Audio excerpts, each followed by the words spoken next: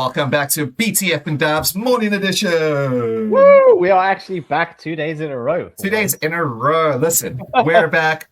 Football's back. Championship matches on a regular SmackDown is back. I'm loving it. What a start to the weekend. It's great. I mean, I'm not happy with the football, but yeah, it's a great start to a weekend. Yeah. United's playing later, so hopefully that'll cheer up the football side of stuff. But we're not here to talk about football. We are here to talk about WWE. Do. Yeah, we are here to talk about WWE. And maybe a little bit of zebra here. Hey, who's a fan? A little bit of something else. Not that bald spot going on in the front there. We'll not talk about that.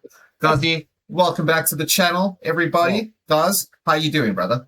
R-O-N-E.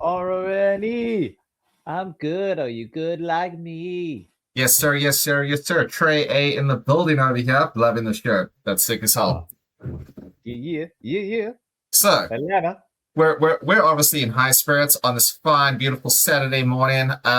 Let's start off with some excellent double dubs up news here. And this goes back to last week, Friday. Chelsea Green is still our WWE Women's Champion. I'm so glad they didn't do the shtick of taking it off. However, there is a caveat, and we have chatted about this. Gazi, take it away. This is so double standards.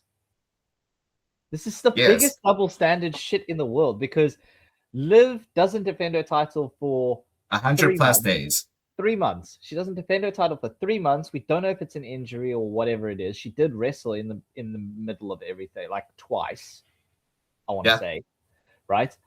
But Rhea obviously gets injured and it's now an interim women's title, but it took them about 2 months before they went, okay, cool, we're going to do this. Yeah. But then Chelsea gets injured and they go, oh, no, you got 30 days to heal up. Sorry, get better. Well, actually, not really, because they were going to strip it from her. And then in terms of storyline, speaking of it, like she was like, no, you're going to have to rip it off of me. And then Nick Aldis was like, okay, fair enough. We'll give you 30 days. That's where the double standard came in hard for me. I'm like, what is this? Rhea's been gone forever. I love that, but I love the whole Nick. Nick is the GM. Have to do this. Nick is the man. Nah, take the title. You've got 30 days. Love that, right? Yeah, I thought that was good. I like what they did with the story. Don't get us wrong. People who didn't have an understanding of Nick Aldis, hopefully one, have a better understanding after his match at SummerSlam, which we obviously touched on significantly, and two, understand him as who he is based on that little like sort of segment with Chelsea Green. Yeah, 100%. He is good. I mean, him and his wife are really good friends with Matt and Chelsea. Yeah. So that's the thing. It's like, really, it's more like, as a friend, I don't know. I'm hooking you up. Not even like Nick is. It's like, nah, as a friend, this is what we need. I will say this as well, and this comes back to this week on SmackDown, this past SmackDown that just happened. I like the new direction they're taking with Nick, where he is more hardcore with the wrestlers. Much better. I think like this whole like way he's kind of like a slightly better version of Adam Pearce, the world's worst general manager. Yeah. And it's like, he gets kind of bullied around after his match with Gunther. You can see like he was like, you know what? Actually, I'm the GM. Chelsea, you're right. We'll keep on you. You have 30 days. If you can't defend it within 30, we take it off you. She was like, that's the only opportunity I'm looking for. I dig it. And then in this past SmackDown, we were going to have another goddamn pull-apart brawl between Cody and Randy. And he was like, none of this. I'm Dick. No more. If you guys touch each other, you're both never going to challenge for it again. I was like, thank you, Nick. Well done. Finally putting some actual feeling into this. Yeah, and actually being a GM and doing your job as a manager. Can't just let there's too many pull-apart brawls that happen in WWE as it is. And Nick's like, no, not tonight. I'm not doing it. Yeah, he's literally gone, you know what? Fuck all of you. Yeah, straight up. This is done. Stop taking the piss. Because he's British. He's going to be like, stop taking the piss. Yeah. This is now stipulation. Like, touch, no title chance, ever. That's it. And I loved it. I thought that was absolutely brilliant from Nick. So good for him. Well done. So good for Nick. Good for Chelsea. Double dubs up all around on this one. Oh, so happy with it. I mean, even on that,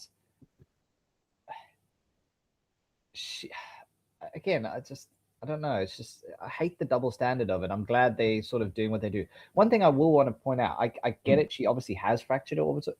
This week they covered her eye up with a lot more makeup than they did last week because they really wanted us to feel for her last week. But this week, they wanted to make it look like she's on a quick recovery. I think that's what they're going for.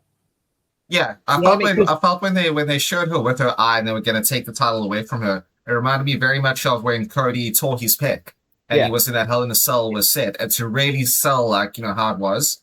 It's the sympathy thing. The sympathy thing. So I got that. In terms of them covering it up, I did notice that as well. I think you might be right. They are trying to like project like, no, she will be fine.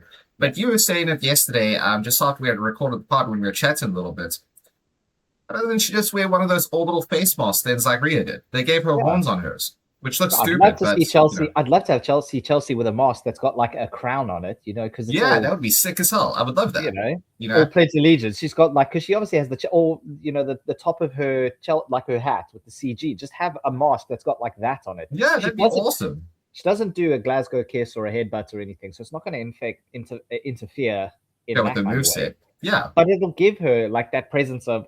Like she already looks like that, so just let her wear it. Yeah, absolutely. I love that idea. So just do that.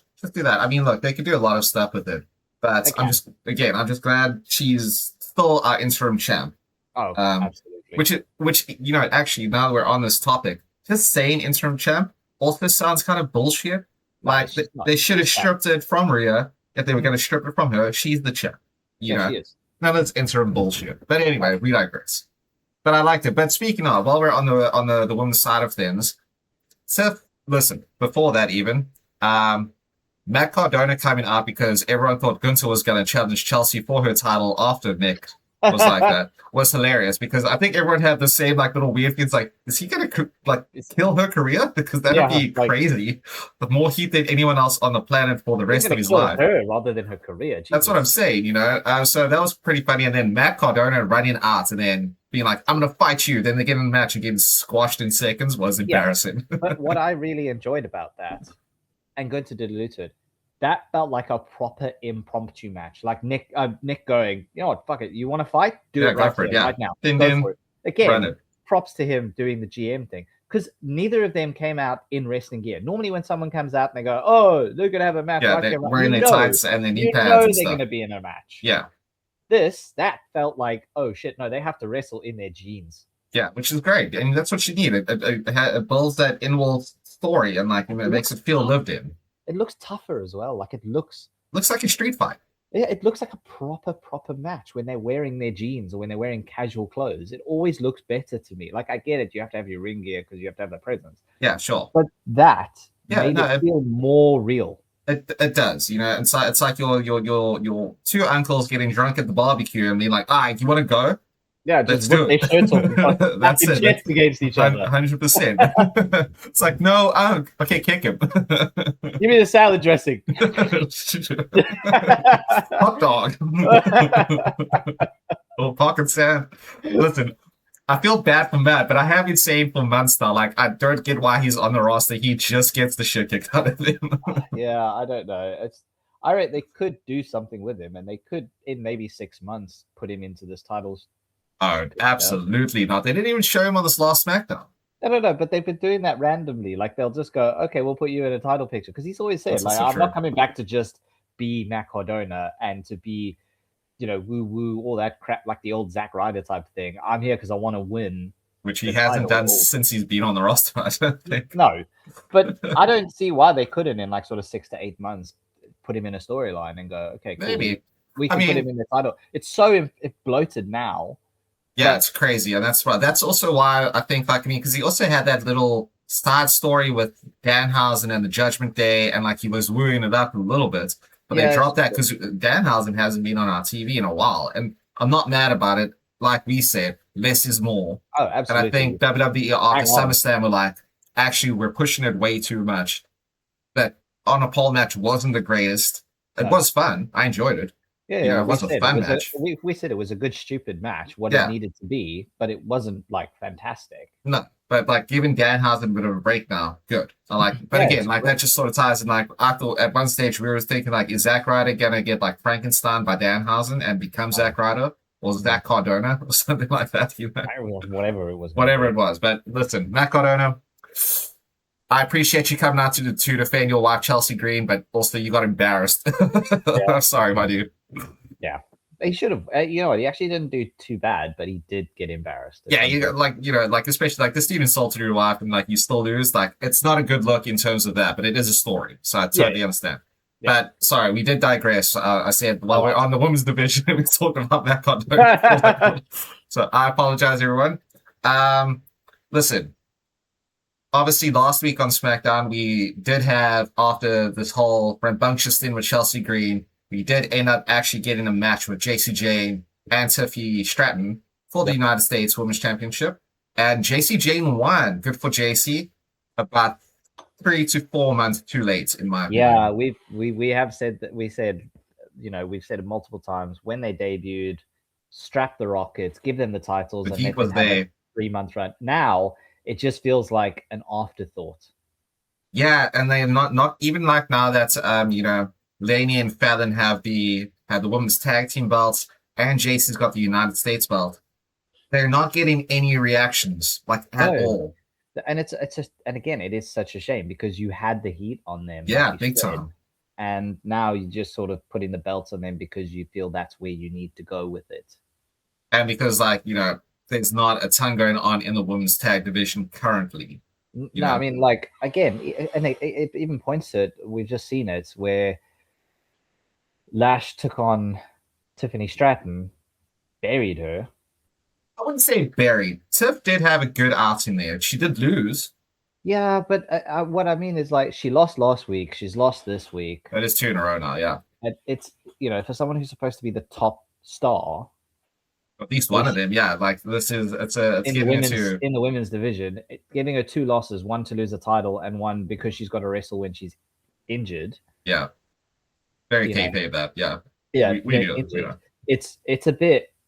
I feel it's a bit like they're halting something there. I don't know if they're kind of delaying the turn because Chelsea's injured, and they're going to do the frenemy thing where they were friends and they become enemies, probably like they did with Tiffany and Nia. Yeah. I mean, as Michael Cole said on that show in 2006 that no one watched on the internet, they recycle the same storylines every 6 months. Yeah. So we know the frenemies thing is going to happen. The fact that it hasn't happened with Charlexa and now Tatum Paxley, because now that's a new foil. I actually, now that we're sort of talking about all of them, I don't know much about Tatum Paxley, but what I've seen, I've really enjoyed with 3 of them. I watched a few, not a lot, a few matches in NXT. She's good. Yeah, she's really I have good. seen a few clips. Yeah. But I'm really enjoying this odd dynamic with the 3 of them. Yeah, it's very chaotic. I'm digging it. With the super straight man, Charlotte Flair, slightly sort of more into the gothic stuff, the more horror essence with Alexa, and now you got the wild card, Tatum Paxley. I'm really enjoying it. And she was, I giggled watching that interaction at the back with her and the baddies. Yeah, that was great. Who is this Mary, and do I have to bring my own blood? Come on, I did. That was not on my bingo card for the SmackDown. That sounds like, do I have to bring my own blood? I'm like, cool, I like it. Blood, sweet. But again, it's when the baddies come. It's like, are you Mary?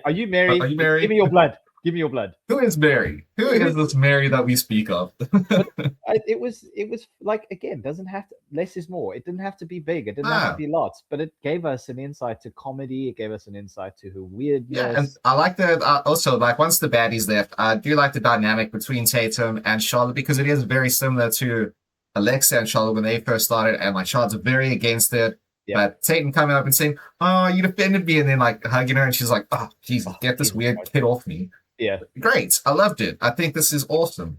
It's gonna be a lot of fun. I think so too. Honestly, it's so weird right now within the women's division because there's a lot of trios. A lot of trios coming up. You got the baddies, that's 3 of them, right? You've got Charlexa and Tatum, that's 3.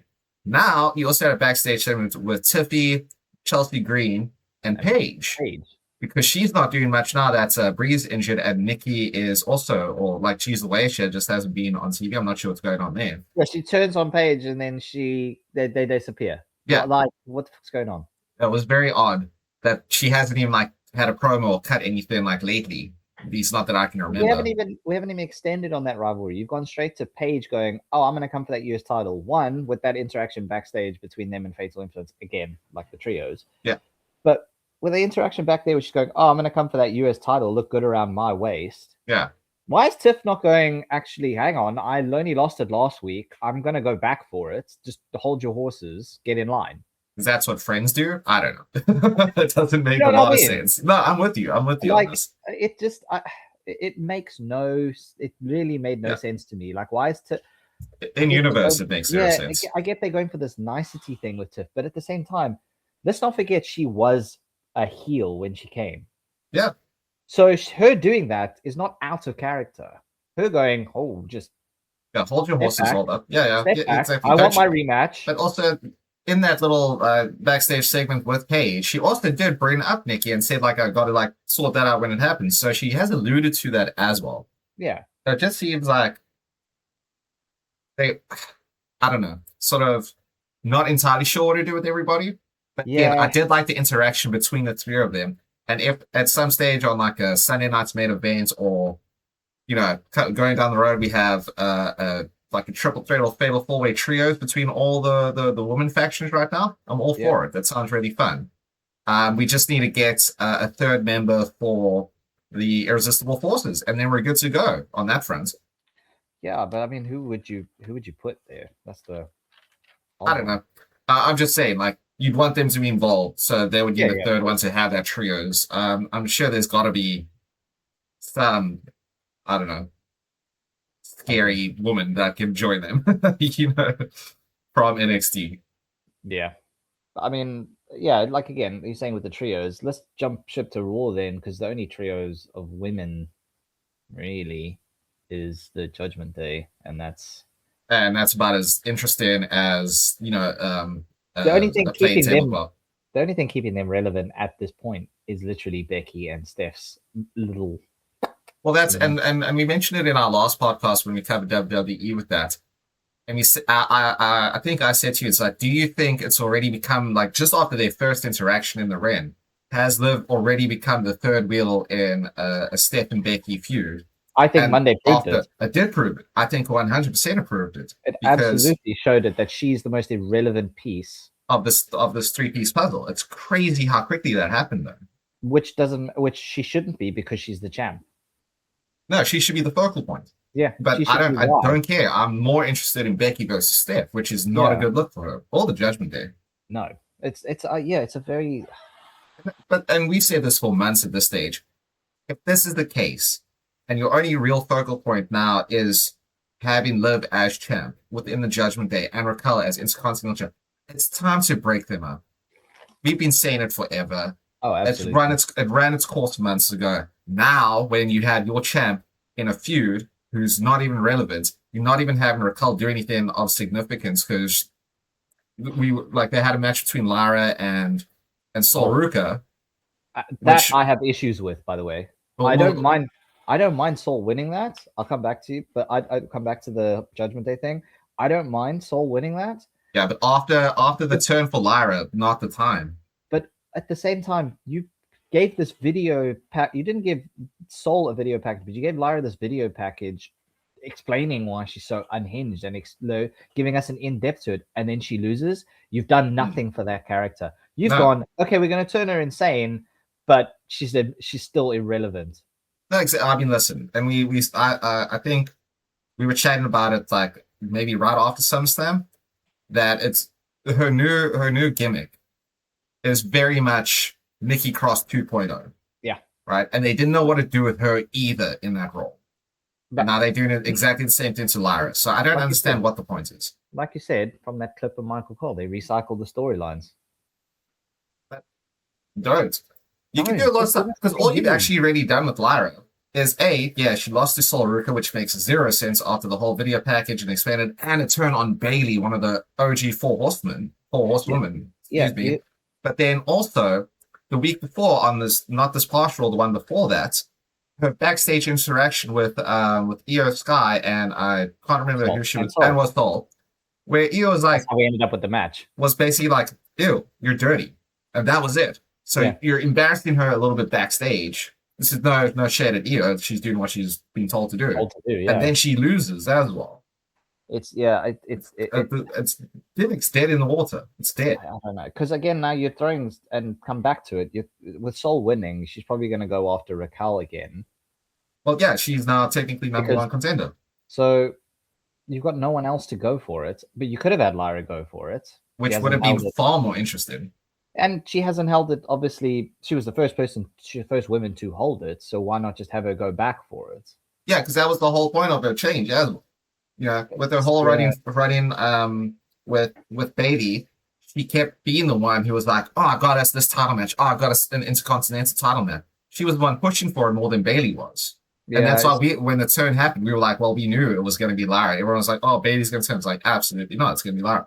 Well, Raw was very thin on both sides, actually, men and women's sides. It was very thin compared to what you have for SmackDown. Now, I'm not saying the roster size. What I'm saying is for that scene, because you've got 7 women on Raw. Because I'm not counting Maxine. She's not really involved in it. She's just stuck with the vision. Which is also weird considering she's a former Intercontinental champ. And you've got 7 women there, right? Yeah. And 5 of them are stuck in one storyline and the other 2 are stuck in their own. Yeah, which is wild. But then you go to SmackDown and you've got about... Well, we mentioned all the trios that they have, You've got like 14 women. Some of them interlocked, some of them in their own thing, but there's more going for it there. You've got such a bloated roster on SmackDown. Even when you look at the main event picture, SmackDown, I think we just touched on this. You got KO, you got Randy, you got Cody, you got Punk, you got Sami. You got Gunther. Really, when he comes back, you're gonna have Drew. You have Finn. Who's waiting in the wings. So, but then you look at Raw and you've got Roman. That's it. And LA Knight and LA Solo. But you can't say Seth anymore because it's like, oh well, that chapter's done. As long as Roman's the champion, Seth. And he's been on TV since he lost. So and you're not throwing Oba in there. No, because you want to have a feud with Braun. Obviously, we'll get to all of these little things as well. But yeah, I hear what you're saying in terms of what they have roster size compared to what they're doing with the women on Raw. It's not good. It's not great. No, and they could be doing so much more, which is why I think we're both a little disappointed in the direction they've taken with a lot of these things. Yeah, very much. But I will say this: I did give the match between Sol and Lyra a dub. I did really enjoy it. I thought it was a really good match. Yeah, it was a very good match. I think again, 2 workhorses. Knowing Sol is still green, shall we say, but she's getting better. And again, she proved it there. She can actually get quicker as long as she has the right person to do it with. Yeah, someone who's like a I don't want to say an old hand, but an old hand in the ring who knows what they're doing and has been on the roster for like a couple of years at this stage. Yeah. And can like tell them in the ring, like, all right, slow down a little bit, just also very much like what we were saying with Trick and Baron Corbin. Or when Trick faced forget who at Mania. Sami. Yeah. You need someone who can like walk him through it because they are a little bit still green in the gills when it comes to the bigger stage and like using the crowd more as opposed to just NXT where it's like moves. Yeah. And they get excited for it, Yeah. Smaller crowd, more room for error. Really. Exactly. 100%. But yeah. So look, in terms of the women's division stuff, SmackDown is better right now. I think we can pretty much leave it at that. We've already touched on it. There's not much to talk about with regards to the Raw Women's division in terms of the championship. It is more the Becky and Stephanie Vaquer show at the stage. Yeah. Guess we'll see building out to Sunday night's main events, what happens there, and who becomes the number 1 contender to face Liv. I do think they'll probably turn it into a triple threat because Triple H loves triple threats. Yeah. But who then do you throw in with the triple threat? Do they just throw it's going to be Steph, Becky, and Liv? Yeah. You actually mean for a title shot or just as a... Well, a title shot. No. Yeah, a title shot, title. Yeah. I mean, as long as someone takes it off Liv, I wouldn't care. That's fair. That is very fair. If they keep it on Liv, it's just because they're pandering for something. No one wants her to be champion. I don't know I can't see online, and I don't know a single person who is actually a fan of this Liv Morgan title run. No, myself. And again, if she does lose, it'll give a little bit more to the Judgment Day because then the only one with the title is Raquel. Yeah. You can build a bit more of the animosity that we still building with like a Roxanne in the past with the that. Have something. Break the Judgment Day up. Yeah. You know, again, it's done. Again, Triple H, we are pleading with you, just break that shit up. Yeah, it's not even the Judgment Day anymore because Dom and JD are doing fuck all with them. That's also true. I mean, all the original members are all gone. Done. It's done now. You know, it's done now. Just they kept DX going after Shawn Michaels and Triple H and China had all left, and then it was just Road Dogg and Billy Gunn, and like they didn't keep that going for too long because they were like, it's not the same. It's not the same. Anyway, we digress. Again. But yeah, getting back. So I mean, just while we're on Raw, I suppose we can talk about. I don't want to say the elephant in the room, but he is a big motherfucker, and that is Femi and Braun Breaker. With their feud being who is the future of WWE. I mean, I get it, but you bury one or the not bury, but you really hinder one or the other depending on the outcome. You can't. Well, I mean, I don't think you can have Oba lose, but having Braun lose at the same time as well doesn't really put him in a good shape. Well, this is what we were talking about the other day, and why I said if they do have this match, which is obviously going to happen, what should really happen is Oba squashes Braun. Yeah. It shouldn't be a 50-50 who's the future. This is like Oba Femi is the future. Braun, you've lost a step. Let him leave for a little bit.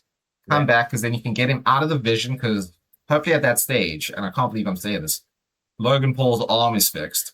So he can wrestle with Austin Theory. Yeah. And then you can get Braun away from them, because that's what's hindering him right now. Yeah.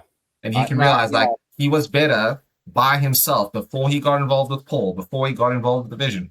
We still have Bronson Reed to come back at some stage. Yeah. So he can always rejoin the Vision for that, like, for a bit of muscle there, and a little bit more charisma. It's just, but we mentioned this before. Braun Breaker just looks so out of place. And out of place. He looks very out of place in the Vision. He doesn't need to be in that spot. You're just there because you're trying to keep something relevant. He's the one, and again, they said it on Unreal. They didn't want to push Braun Breaker to win like the Royal Rumble or whatever because they didn't want to shove him down your throat. But then they give Roman Reigns the Royal Rumble win. Yeah, and then also shoved down our throat all the time. I'd rather have had Braun Breaker shoved down my throat than Roman Reigns. Don't get me wrong. 100%. I mean, they shoved Seth Rollins down our throats post Mania to have this feud with Roman. He's also been pushed way too much and way too often. It happens all the time. So, I don't. Yeah. So I just think the smart thing he had to do would be have Oba actually squash Braun, like really like decimate him like he did with Brock Lesnar at WrestleMania. Definitively say, Braun, you are not on Oba's level anymore. You may have been, and use that as a storyline and push him as more of a face because people like him more as a face, I think. But don't give us a trilogy. We don't need another trilogy match. Just squash, have this as a one-off Sunday night main event, and then, like you say, move on. I think so.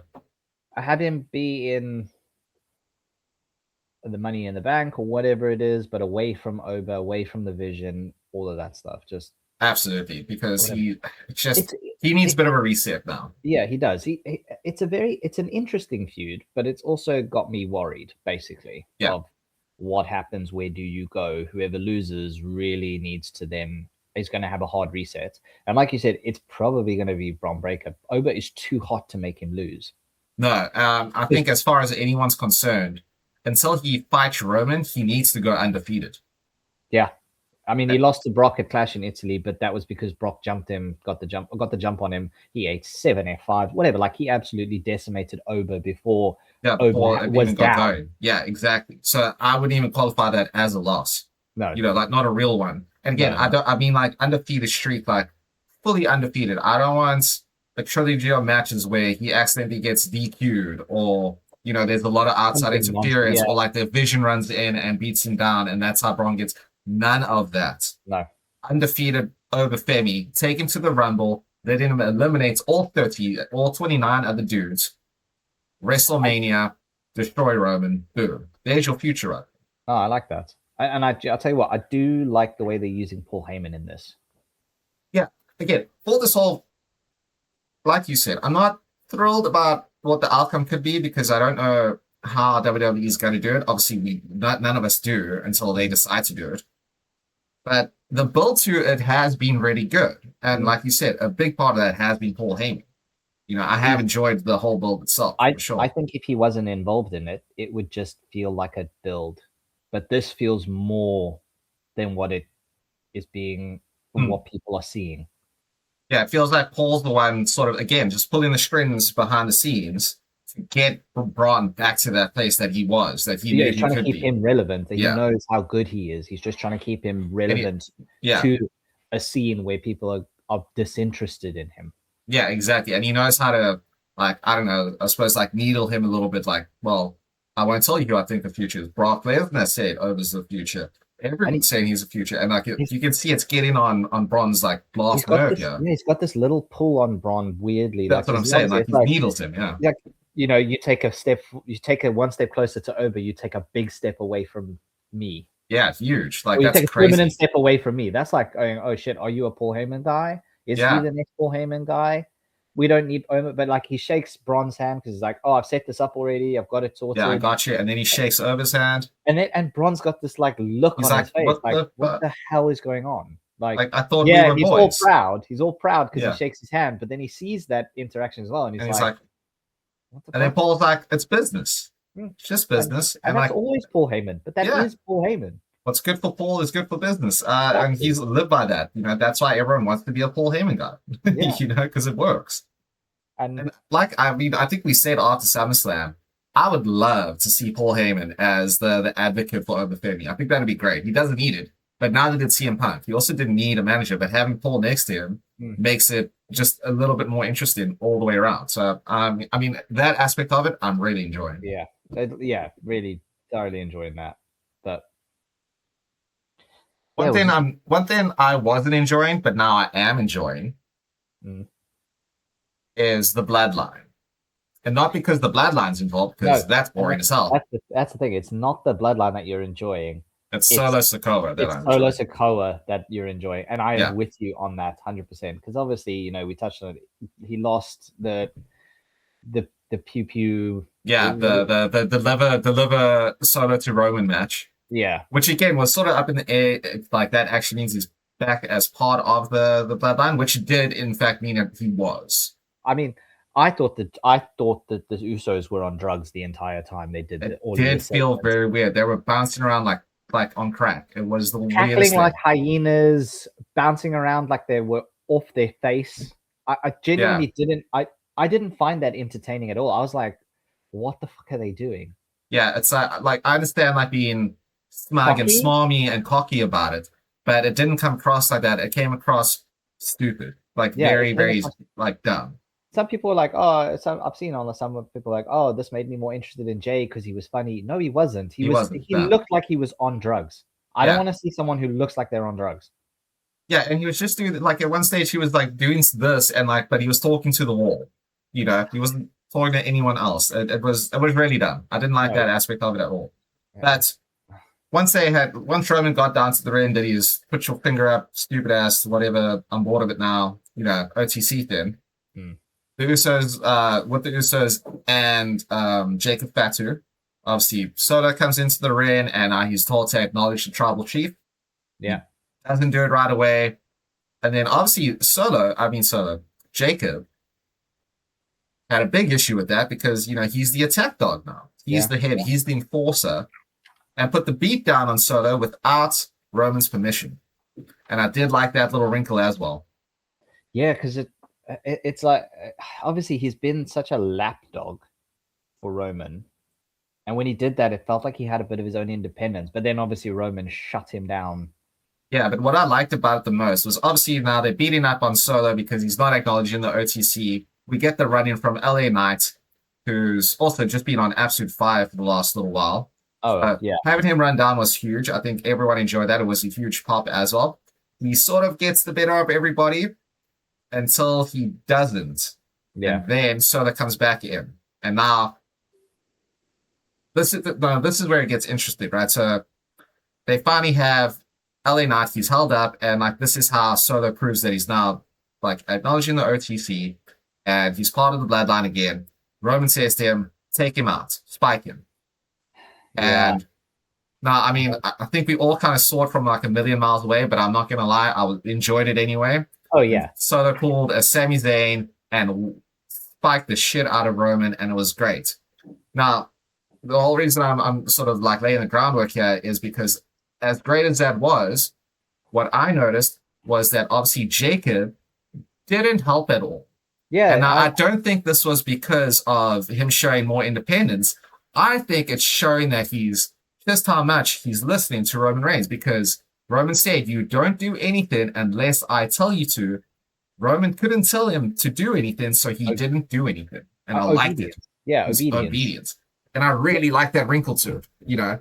So it's like now you got a thing of like, well, do you unleash him, or do you let him continue being like he has to be told what to do at every step of the way because you're not sure what he's going to do? I think that makes him a bit more of a loose cannon than anything else. Yeah, because it's like, again, you've got the Usos going, what the hell? Why weren't you helping or whatever? So, but I was told not to. I was told that I'm listening to orders. Yeah, you know, I'm the only one who's actually listening to the OTC. I attacked him, and OTC was like, no, you don't do anything unless I say so.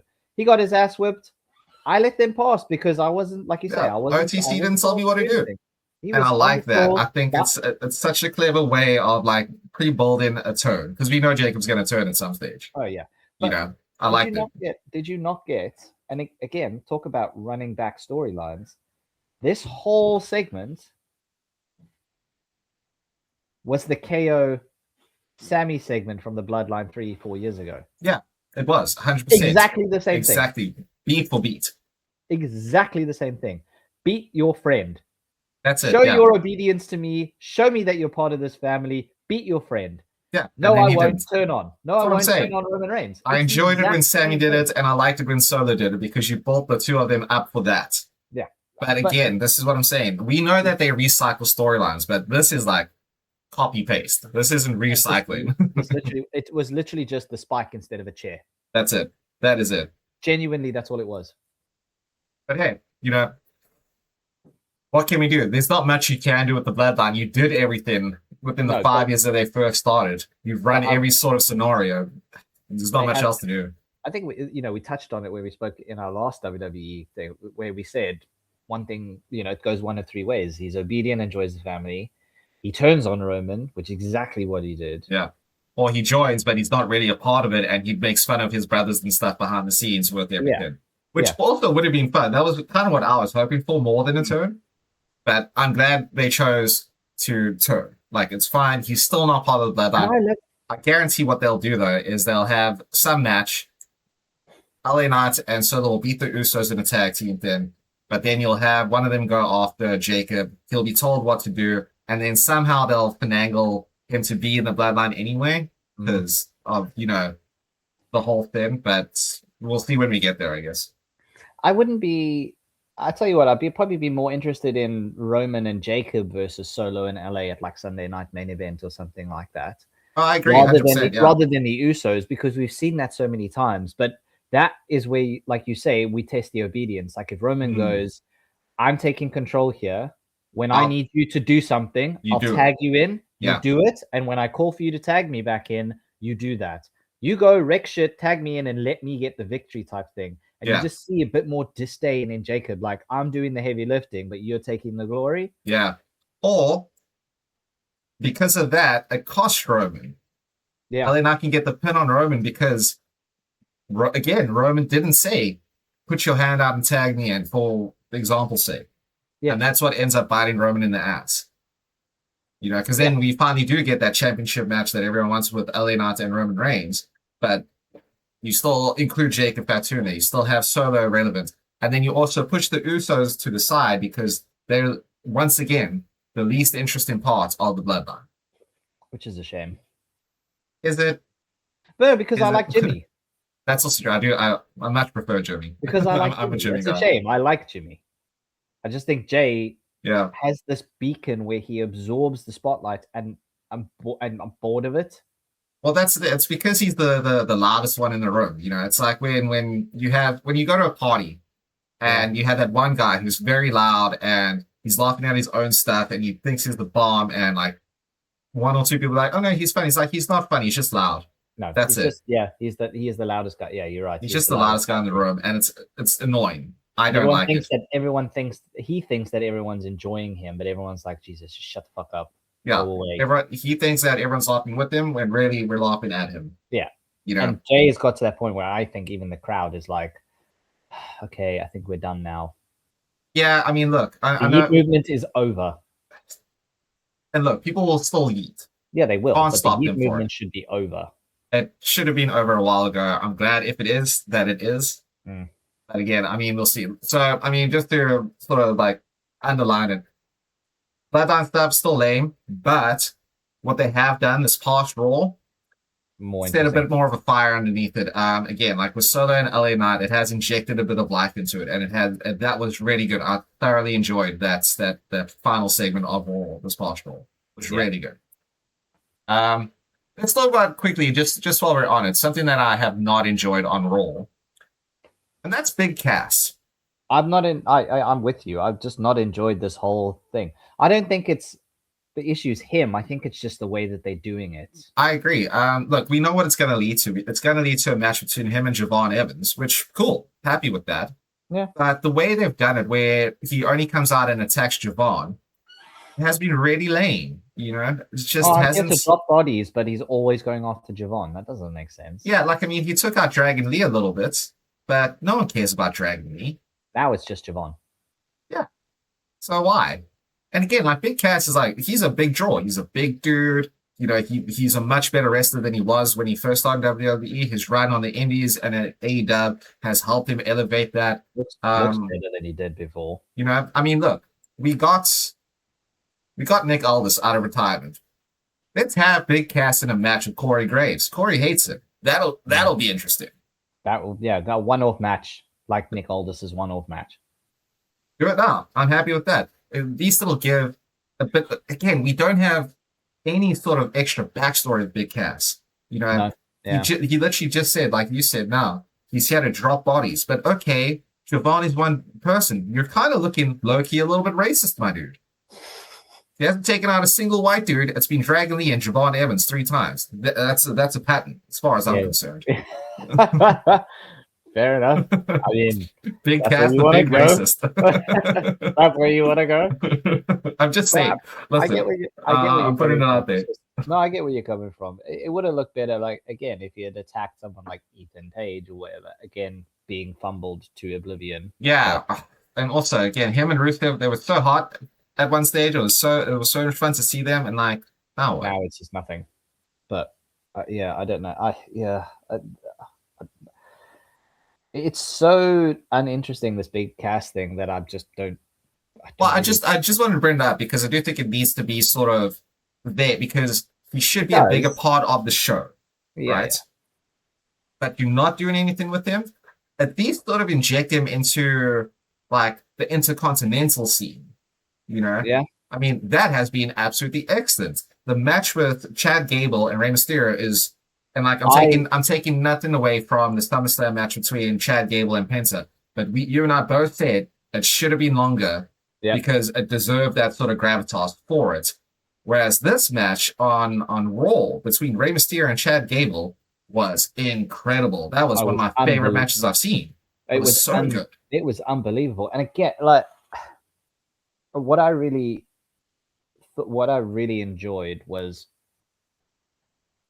it didn't feel like an old man Rey Mysterio. One, he looks so much better now that he's not wrestling every week. Yeah. It's crazy how good he actually looked. It's insane to me. 2, I love the fact that, you know, over the last couple of months, he's gone back to old school Rey Mysterio, not wearing like the tight trunks and the bodysuit thing, where he's wearing the loose trousers, like what he used to wear back in the mid-2000s. OG 619, who's that jumping out the sky? REY, here we go, Mysterio, that motherfucker, yeah, boy. But he looks so good, and again, in a match like this, he didn't miss a beat. I'm a fan, if anyone wants to know. He didn't miss a beat against Chad, and Chad they both were just unbelievable in this match. Again, I mean, this is the match and it went longer than the SummerSlam match. Oh yeah, on a random role, but which is fine. And look, I mean, Chad Gable, it's been said online a trillion times, but it really did feel like Rey Mysterio could angle in the mid 2000s. That's how good it was. It looked like it. And I mean, I love what they're doing with Chad. Give him these matches. He's the new wrestling machine. Sold. I don't need more than that. He's the brand new Chad Gable. The only bad thing about Chad Gable right now, and there is one, and that's his entrance music kind of sucks. Yeah. Go back to the old Alpha. Old Alpha, American Alpha. The theme was banner. That track was amazing. Go back to that. Yeah, I don't like the clapping thing. I don't know. Yeah. No. And like he tries to get the crowd involved, but everyone's a bit offbeat. It just doesn't land. No, you're an insane wrestler. Just go with that. Yeah, just exactly. Wrestling machine, Chad Gable. Perk Gable. That's what we want. Perk Gable. Perk Gable. Yeah. Okay, give me Perk Gable. But again, I just also want to bring that up because I'm not sure what they do with the Intercontinental Championship now. Because Pence is obviously, I guess, sort of more the shoe-in to win the tournament to go after Roman. Yeah, I think he is. Who's actually there? Because, I mean, at one stage... It's Penta versus La Parka and Dragon Lee versus Rey Fenix. Of the four of them, you would say Penta is the draw to fight against Roman in AAA. So now, obviously, I said that my match would be Rey Fenix, Roman Reigns, because I love Rey Fenix. Oh, I'd love that. Like, don't get me wrong, I love Penta, but ever since AEW started, and I saw the Lucha Brothers, and Rey Fenix was my dude, I'm like, strap a rocket to this dude. He's the best luchador I've ever seen. No disrespect to like a Rey Mysterio or Dominic Mysterio, who is the greatest Mysterio. Yeah, which is weird because there's a ton of luchadors, obviously all around. I think Rey Fenix is in the category. Mystico, I think, is another one. He has to be up there, of course. Yeah, 100%. Look, I mean, there are a lot. I'm just saying, for me personally, I just love the way Rey Fenix moves within the ring and how he does stuff. So again, at this stage, you would have thought that it would probably be someone from AAA who wrestles Roman because it will be on a AAA show. But they are very much pushing the WWE guys as they will do because it's tournaments on WWE. I get to see a final between Penta and Rey Fenix to get to that. So that's whoever's going to face him. I'm sold. Don't know much about the Parker and Dragon Lee is Dragon Lee. Dragon Lee. He's very good. He's a very good wrestler, but it's Dragon Lee. Like, it's not disrespectful. It's just he's not. Yeah, he's just not like we know him as emotionally. He's not at that level of Penta or Rey Fenix. No, exactly. And I mean it in the nicest way possible because he is, like I say, he's an incredible wrestler. But he's he doesn't have the drawing power. And obviously, you want the big drawing power. So this is why we're sort of pushing that it's probably going to be Penta. But again, you have opportunities in these tournaments, and we said it on our podcast last night. There are far too many tournaments. But the good thing about these tournaments is you can elevate the slightly lower card guys. I also think that Penta is now probably going to be more of a mainstay in AAA. He's had his Intercontinental run. People love him in WWE, but there's more going for him in AAA. Yeah, and he probably feels more at home in AAA. Like, he's been entertaining and he's been fun and he's been great in WWE for the last 18 months. Yeah, however long he's been there, yeah. Like, going back to AAA probably gives him that home familiarity and maybe makes him feel just a bit better and gives him more to work with. Like, he can work in more of his style and doesn't have to be hindered. Sure, absolutely. Because in AEW, you've got a shit ton of guys who can work like luchadors. Yeah, exactly. No, but exactly. in WWE, you're either a luchador or you're a wrestler. Yeah. It's tough. Because when he was in AEW, obviously he would have fought people like Will Ospreay who can move like a luchador, and he Ricochet, Nick Wayne, Speedball, Kevin Knight, whatever. All of it. Kenny, he fought Kenny before, and they all move like luchadors. Yeah, but in WWE, the only person who moves like a luchador is a luchador, and Javon Evans. But yeah, it is what it is. But look, I mean, again, I'm just not entirely sure where they go with the Intercontinental stuff, and with the AAA Championship, it's gonna be Penta, right? I would say it's Penta. Probably go. When is that show? Do we know? No, I'm not entirely sure. Is it not? Is it not in September? Is it not at Triple Mania? No, it's not at Let me Triple see. Mania, is it? So I do vaguely remember them saying it'll be the first ever 2-night event for AAA in, I think, Triple maybe. Mania, but I think it's in September because they're doing it in like Mexico one night and Vegas in another. Let's see what does Cage Side Seat say. I'm not reading that whole thing. Either way, we'll see when it comes up, and obviously we'll watch it purely because of that. Yeah. But again, what they're doing with Chat Game and what they're doing with Penta and the tournament has been pretty good.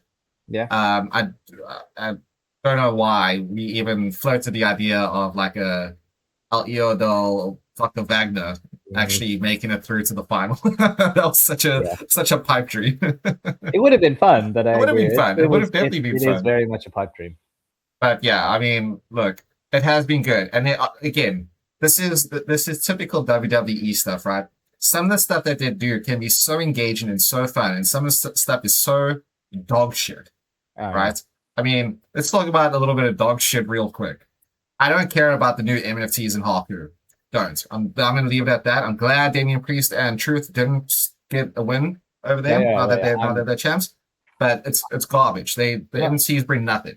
No, I agree with. I don't think there's any value to it. I did have a bit of a smile when Haku was properly swearing like motherfucking MFTs, not like this is the motherfucking Tongans, not the MFTs, my family tree shit. Like these are motherfucking Tongans. That's my motherfucking Tongan, which I love because Haku's badass. We all know this. Haku kicks ass. He's an absolute brute. But like that was. Yeah, I mean, I'm so glad that they're taking it off of Priest and Truth. They kind of teased the heel turn for Priest, but he just, he embraced Truth. Depends because he's lost it twice now in a row. I'm glad he didn't turn. I feel like it would have been too soon to turn him after he has now become a face and he's been doing all this common stuff with Truth. But I think now's the time to split them up as well. Put Damian Priest in the Intercontinental title picture because let's not forget, he used to be a former WWE champ. Take him back to Raw. Sorry, not the Intercontinental, to the United States title, because now we've lost Ilya. Yeah. All the best to Ilya. Hopefully he goes somewhere cool. I don't think he'll go to AEW. I know a lot of people are pushing to it, but I think at this stage, that's everyone's first guess is like, oh, he'll go straight to AEW. AEW has a huge roster. Yeah, I don't think he'll go there. I mean, obviously, if you haven't seen it, if anyone hasn't seen it, we have all the AEW people who've had matches with Dragunov in the past, including people like Ciampa, Ospreay, Fletcher. They're all like, come. Well, not so much MJF. Well, yeah. Fletcher posted something on Twitter about like, let's run it back. And he was like, look at these two dorks. Because MJF's the best heel on the planet. But him saying that gets involved, basically. And it's just like, bring him in. People are saying he could end up going to like TNA, New Japan, but if you go to TNA, you're still affiliated with WWE in a way. Yeah, probably just wants to get away from that. I feel like he'll probably do something like Killer Cross, and Scarlett have done with it. Yeah, or even the Maple Leaf Wrestling, which is just started in Canada. I can see him doing something. Isn't that MLW? Or is that MLW is Major League Wrestling. Oh right, yeah. And then I don't know Maple Leaf Wrestling as well. So whatever it is. Unless I'm Ron and Major League Wrestling just rebranded as Maple Leaf Wrestling. I mean, either way. But I can see him doing more like indie stuff for a little while before just jumping straight to like a big company like an AEW. Again, wherever he goes, I'll probably end up watching because it's Ilya Dragunov. He's really good. Yeah, I mean, I think they really dropped the ball. I love Ilya Dragunov. I think he's a fantastic wrestler. Yeah. He looks stiff. Yeah, but that's the way he wrestles. He's just a hard-hitting brute. Yeah, exactly. And that's why his matches with guys like Gunther were so good because like you felt it. Yeah. Some of the best matches that people have been raving about for the past few years has been like a Gunther versus Drew McIntyre versus Sheamus because they're all pretty stiff workers and it makes it look more real, which you don't get a lot of in WWE, which has been a criticism of him for a while, that everything looks a bit too polished. Fucking put him in Ring of Honor, and then then he can just make sporadic appearances on AEW, and people can get used to him that way. That would be great. I would actually love that. But yeah, so I mean,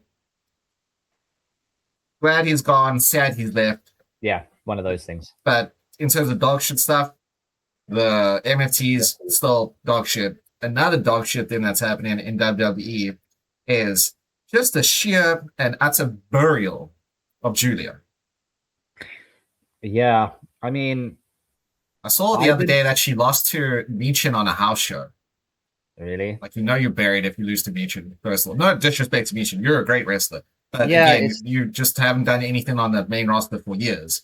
So your stock is quite low. And again, when this match that she had with Blake Monroe, which wasn't a match. Like, it didn't even get started, and the ref called it off. Julia didn't look like she was out. She just looked like she was. No, look, commentary were selling it like she had been murdered. And yeah, but she's lucid. She's standing up. She's trying to get her get back. Ring the bell. Let it go, and then let Blake Monroe win by like a quick move or whatever, because she's beat her so badly before. But to call it off before it even gets started is why even put it on there? It doesn't do anything for either of them. It makes Blake Monroe look like a proper heel, and it makes her look bad, but dastardly. But it doesn't do anything for her. But if anything, what you should have then done is just have Blake attack her backstage. Like he has been doing, to sort of stick with the consistency thing of it all, where that's what she's been doing. Because what are they doing with Blake? He just attacks people from behind, either backstage or now before a match starts, and not letting her actually wrestle. I don't get it. Again, this is dog shit all around, mostly because you're ruining Julia, which is who would have thought, Bad dog shit. I just thought I'd vent about that ever so slightly. Fair enough. Because, also dog shit, just while we're on dog shit stuff, having Carmelo lose to Baron was a bit of a bummer. I think we all saw that coming. Yeah. But then to just shove Trick back into it, what are we doing? No, it's just... And then this whole thing of, if Yachty can survive 5 minutes with Baron Corbin, then Trick gets his title, his... Also, speaking of Yachty, I also have just a thing that I noticed on this last SmackDown. There seems to be a real issue with kendo sticks on SmackDown. Because Michin walks around with one all the time. You mean a problem or an obsession? An obsession, right? And this is the thing. And again, this is just such a nerdy little nitpick of mine. And I know it is. And I know I'm searching for something to bitch about, but that's who I am as a person. You can give people a bit more of an identity if you have something different. Like, Michin has been carrying around that kendo stick forever. That's her, gimmick. She walks around the kendo stick because she's a hard-hitting, badass woman who'll beat you up. Cool. That's fine. You could have given little Yachty, I don't know, a golden microphone, because he's a rapper. A cane, because he's supposed to be a pimp. A pimp cane. Don't. It's close enough to a kendo stick that she'd get away with it. But then, earlier on in the night, when Chelsea ran in to save Tiffy from the beatdown of the Irresistible Forces, she had a kendo stick. Yeah. Give her a chair. It's just, I guess it's just light and easy to run with. I suppose that's the whole backing of it. So it's a chair. I know, but I'm just saying, this is probably their mindset. Or pull a Don Callis. Bring out a screwdriver. That'll scare Nia Jax. Or a fork. Something. I'm just saying, there's this weird obsession with kendo sticks. And, I noticed it throughout this whole... I'm like, why? I don't know. Anyway, again, nerdy little nitpick there of mine that I don't know why I can't get over. Fine, but I agree with you. It's this US title. It's not this US title scene. It's not, and we were praising how good it was a few months ago. Now it just feels a bit stagnant.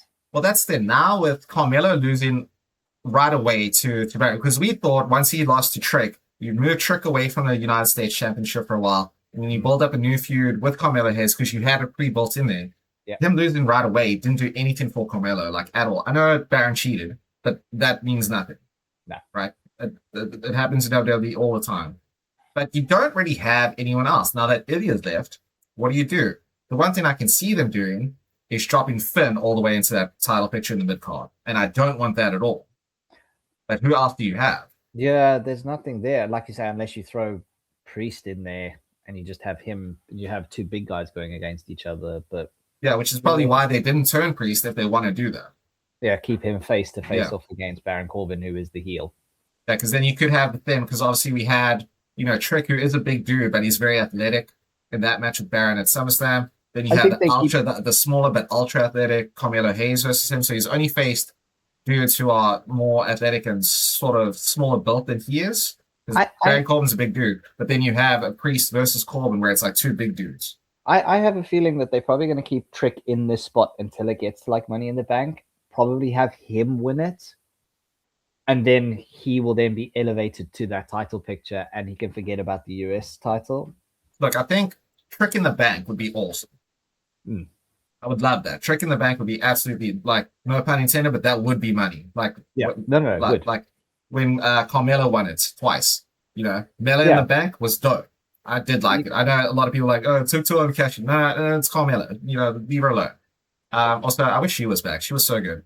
I do think, though, and obviously we'll touch on it now that we're sort of getting to it, when it comes to the main event scene, my initial pick was that Sami Zayn was probably going to win the Money in the Bank.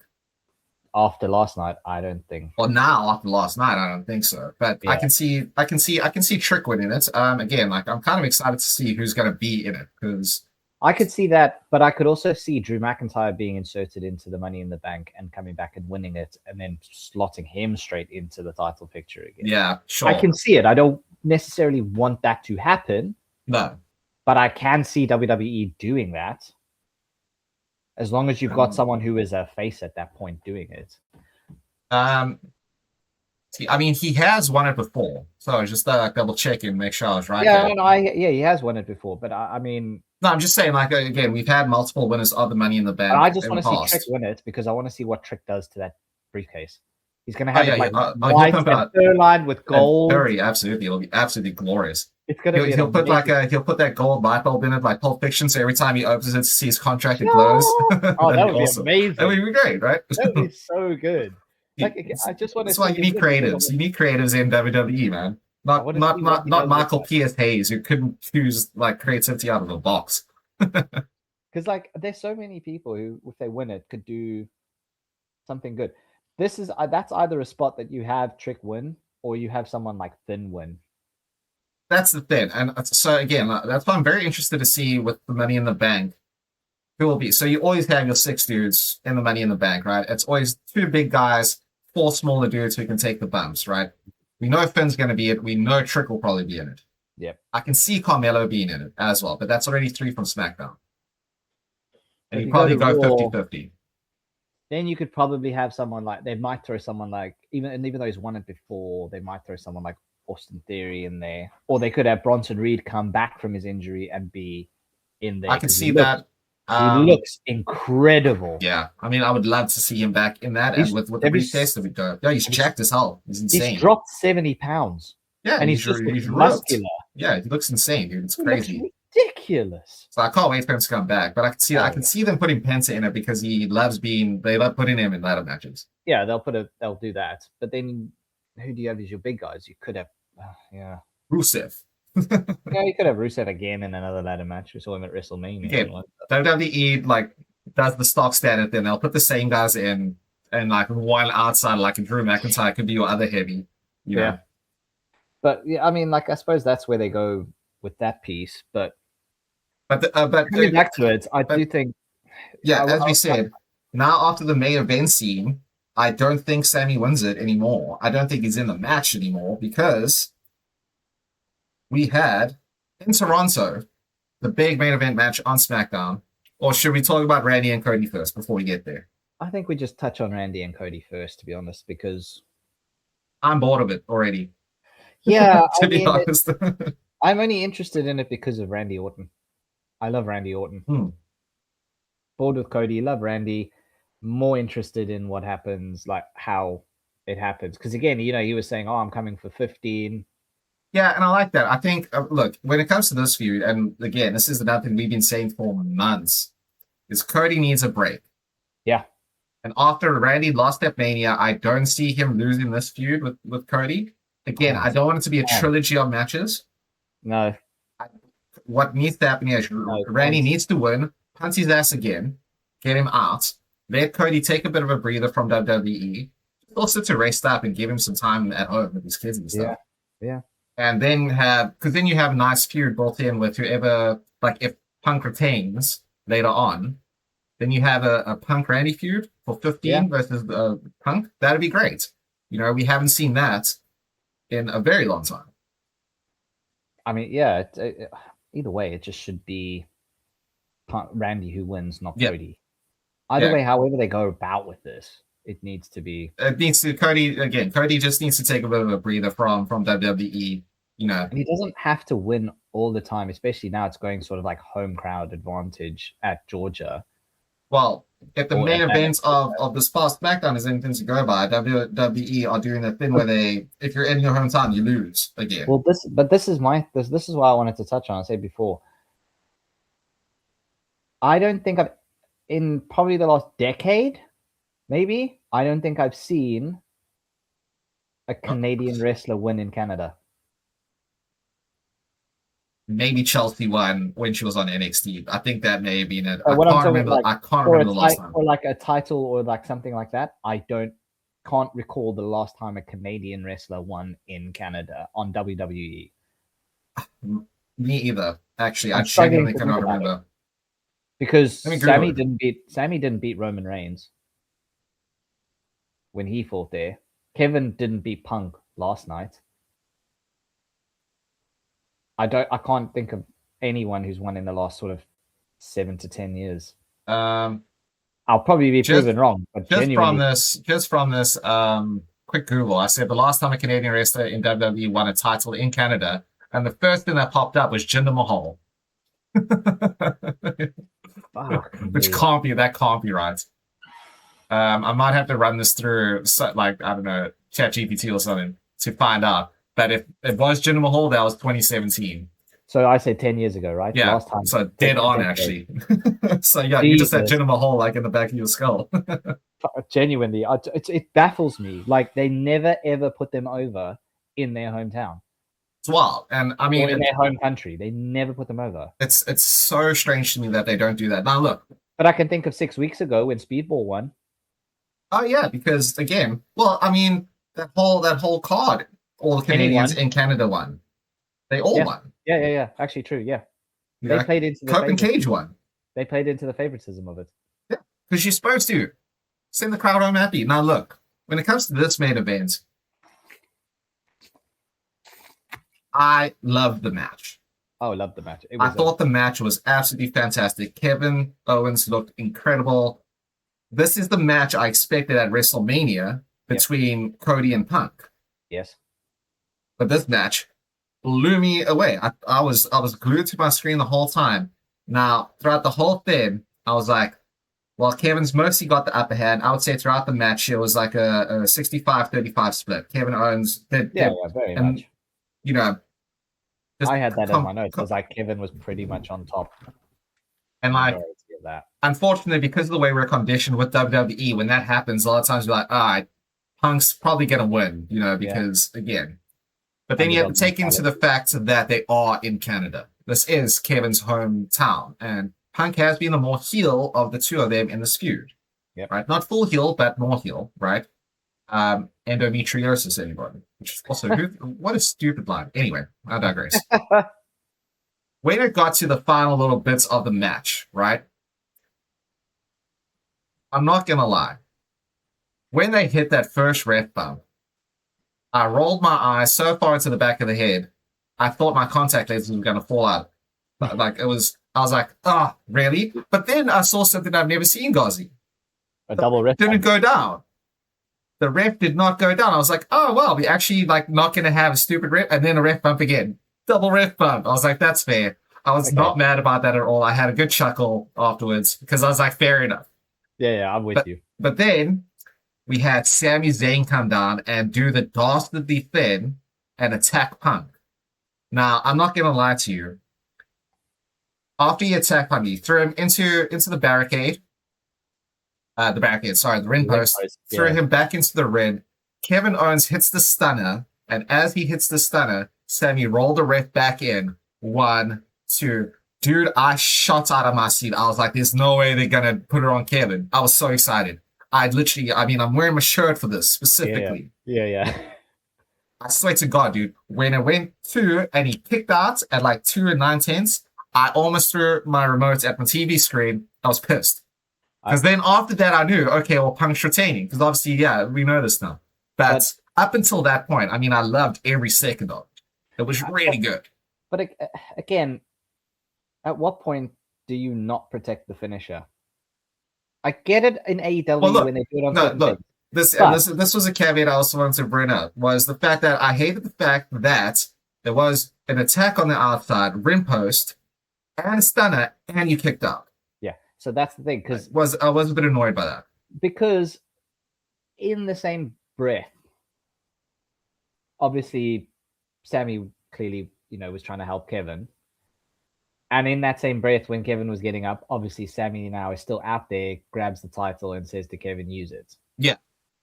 Kevin goes, well, he thought about it. He thought about it for a long time, probably too long. And he was like, no, not like this. Not like this. I need to win on my own merit. And then you get the Sami Zayn. The turn. You finally get the heel turn that we've been asking for Sami, making full heel. You attack Kevin Owens. You hit him square in the forehead with the belt. So this is where I say, at what point do you not protect the finisher? Because he hits him with the belt. In the same breath, is the same as Punk going headfirst into a post. I would agree with that, yes. But then Punk hits the GTS and wins it. Like, spoiler, anyone who hasn't seen it. But still, hits the GTS and wins it. So why are you protecting one but not the other? Listen, I couldn't tell you. That's what annoys me. That's what annoys me. The only way I can say that they kind of did protect it was because after the ref got bumped the second time and went outside the ring, Kevin did hit him with the stunner and then got the visual win. Yeah, but so that's Punk. No, but this is what I'm saying. So there you kind of did protect it because he did have him the first time, but then you kind of ruined it by having him stun him after a ring post attack as well. So as I'm talking about it, I'm actually talking myself out of trying to justify it. It was dumb. It was really, really stupid. No, you're right. Like that's what I'm saying. Like there's a point, and again, we talk about consistency a lot. Yeah. Probably too much. We consistently talk about consistency. Yeah. But that for me is bullshit. It is. And I would have preferred if Kevin kicked out after the GTS and then Punk hit him with like another 2 and then he won. Like that way you kind of protect it because you go, shit, I need to do more than what has happened to me. Yeah.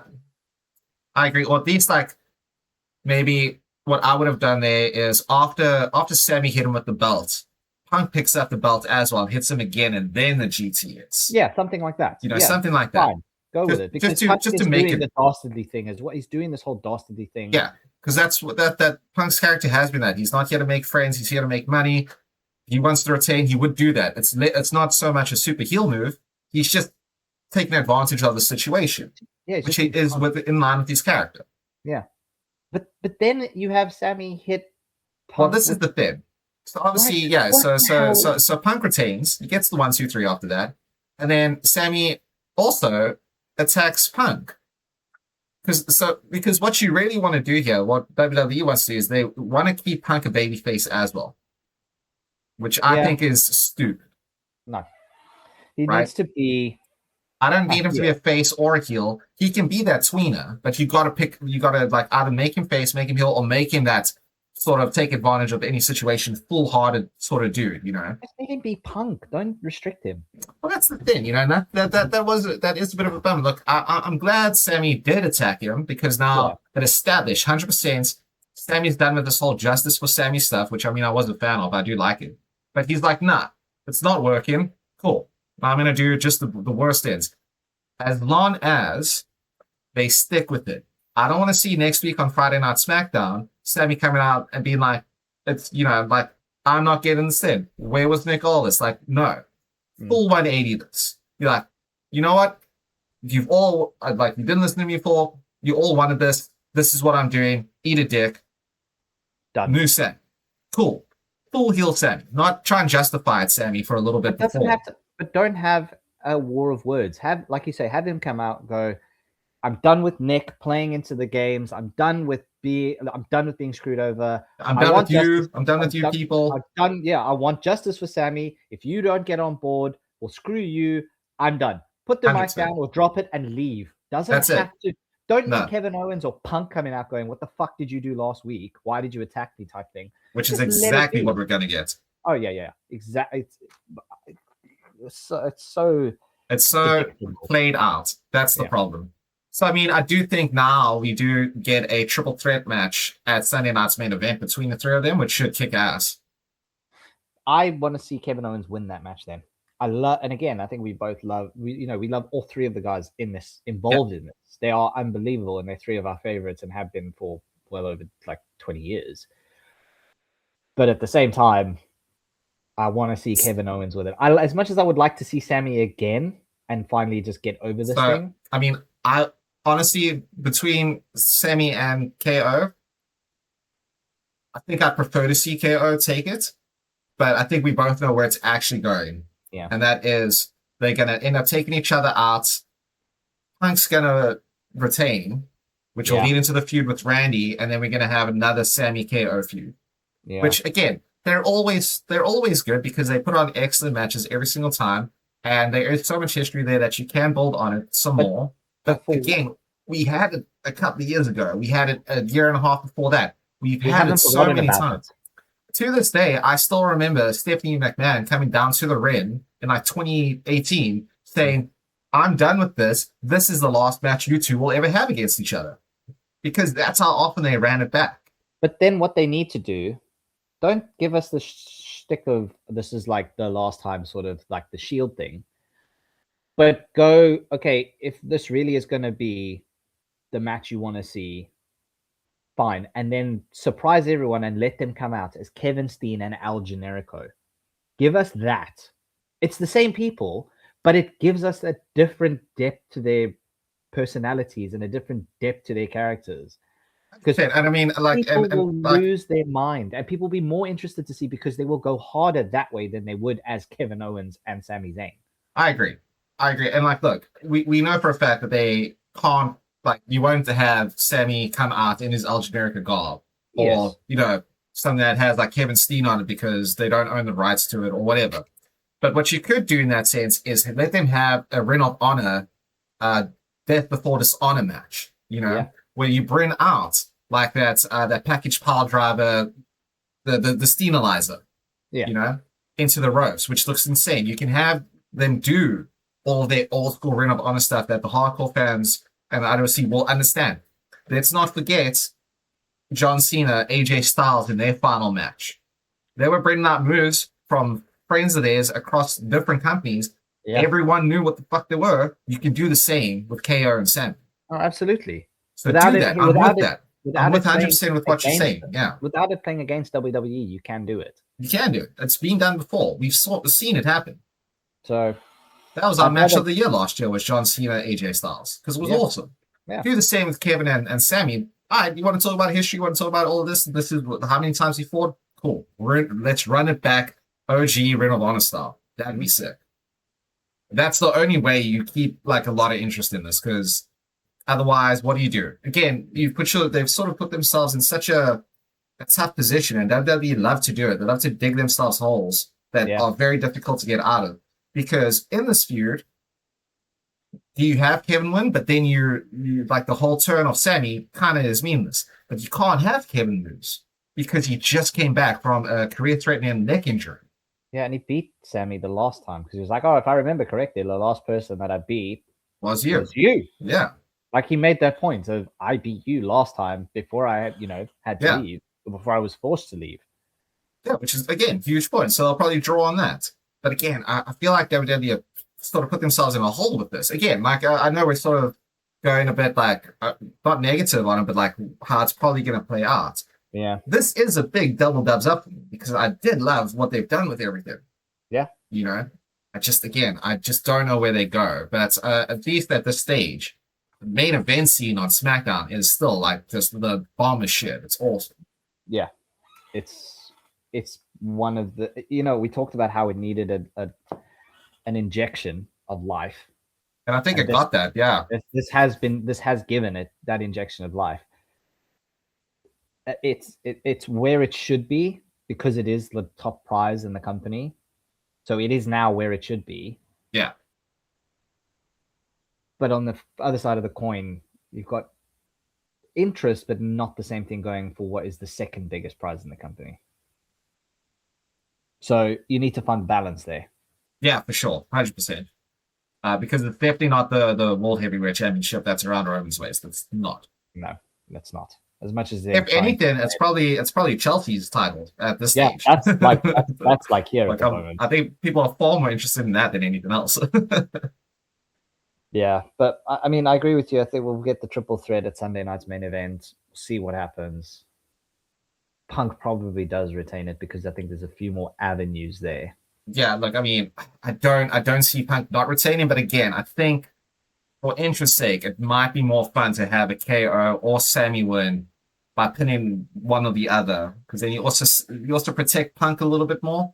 Yeah, and what you do then is you have one leveraging the other in the sense of if Sami wins or Kevin Owens wins, they can go, well, guess what? I've had 2 title runs. You've only had 1. Yeah, exactly. You can absolutely play that game. You may have won it first, but I've won it twice. Something like that. Something like that, yeah. Like you can literally play into it. Yeah, Sami, this is your second time, but don't forget you only held it for 9 days the first time. Yeah. Animosity. Yeah, of course. Yeah, 100%. Again, that'll build more intrigue into it. But I guess it's much of a muchness. This is one of those things where, again, I loved what they did. I think they've dug themselves a bit of a hole, but I mean, they've dug themselves out of weirder stuff. You know, they've also buried themselves further. But yeah, well, I mean, the less we say we're about dubs here. Yeah. You know? We are about the dubs. We're about the dubs. We are about consistency and realism at the same time. That's also very, very true. If not the most true thing about us. But yeah, so I mean, look, overall, the last what? Week. 2 episodes of SmackDown, last 2 episodes of Raw have generally been very good. Yeah, there's some dog shit stuff here and there, but I mean, with this much wrestling, you're always going to have like some cut going around. The good is helping to just alleviate the bad. Yeah, 100%. Yeah. Like it's like you say, generally has actually been good, but obviously it's going to come with a caveat. Yeah, it's going to come with some dog, like you've been saying this whole episode. It's going to come with some dog shit. But as long as you can wade through it, you know, have a thick enough paddle, you can get through it. Yeah, you know, 100%. Yeah. So, I mean, look, we're back. We're up to date. We're up to date. We finally did it. Gazi. We nailed it. Finally up to date. Which is huge for us. Obviously, we will be back. We got. And I know this is a more WWE Central pod, but we've got 9 days until AEW All In, and we got a whole lot of wrestling to come in between that. So watch this space, everybody. We're gonna be pumping the channels up quite a bit in the next 9 days. It's gonna be awesome. Can't wait. Yeah. We're gonna literally have we're gonna have a lot of opinions. Probably too many, but hey. That's what we do. We do Dubs opinions and consistency here on this channel. At least we try to. That is fair. But everybody, thank you so much once again for listening or watching. Don't forget to like, share, subscribe, ding the bell, all the other things. And obviously, have an absolutely glorious Saturday. Yeah, I'm going to go and play some cricket and probably get absolutely knackered. Which is, hey, listen. Nothing better than getting absolutely knackered and having a few brewskis off the cricket match on a Saturday, as glorious as this, and it's not 45 degrees, so at least you are melted in, which is awesome. That's true. But again, appreciate everyone for joining us. As always, as the Rone Meister has already said, like, share, subscribe, hit the bells, do whatever. But yeah, just appreciate you being with us, and you know, finally at the point where we are caught up. We are caught up. From us to you, always remember, everybody, to stay too sweet.